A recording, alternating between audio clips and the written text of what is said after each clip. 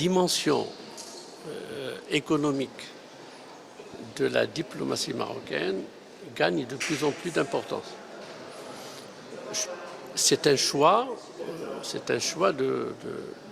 royal, c'est un choix de Sa Majesté d'utiliser ce soft power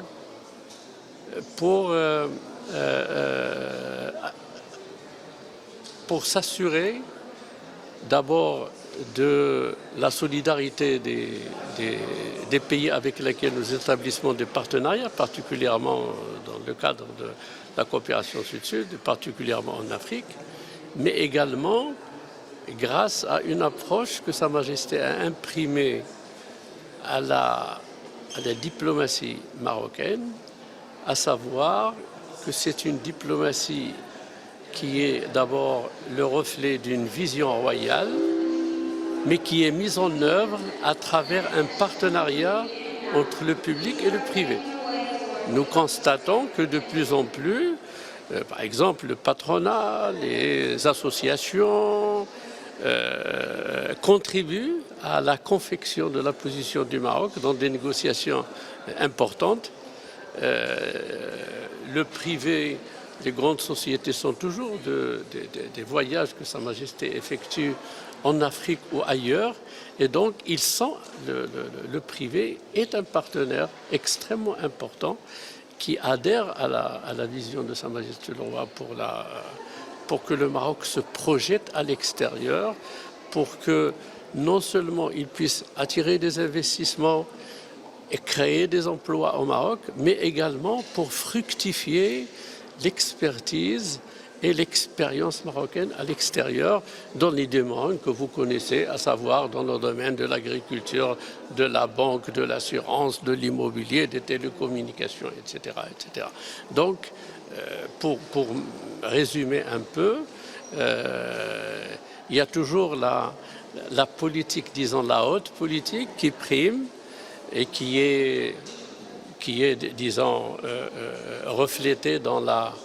l'action du Maroc pour la préservation et pour le parachèvement de son intégrité territoriale, pour la défense de la marocanité de ces provinces du Sud, mais également il y a une action au niveau économique pour construire ensemble avec nos frères et sœurs africains un partenariat où tout le monde se trouve à l'aise, où le Maroc pourvoit non seulement en termes de moyens et d'investissement, mais également s'investit en termes de compétences humaines qui partagent avec les Africains, particulièrement notre modeste expérience. La géographie a ses exigences et la géographie explique beaucoup de choses. Le Maroc, c'est le pays le plus proche tout de même de l'Europe. Le Maroc, c'est le passage obligé entre l'Afrique et l'Europe et vice-versa. Et donc, avec ces deux façades maritimes, le Maroc a une position privilégiée, a une position qui le rend éligible à jouer ce rôle non seulement de passage, mais également de trait d'union entre le Nord et le Sud. Lorsque le Maroc développe sa coopération avec l'Afrique, il a toujours à l'esprit de rapprocher l'Afrique de l'Europe. Et lorsque le Maroc négocie, lorsque le Maroc parle à l'Europe, il emporte avec lui les attentes, les ambitions,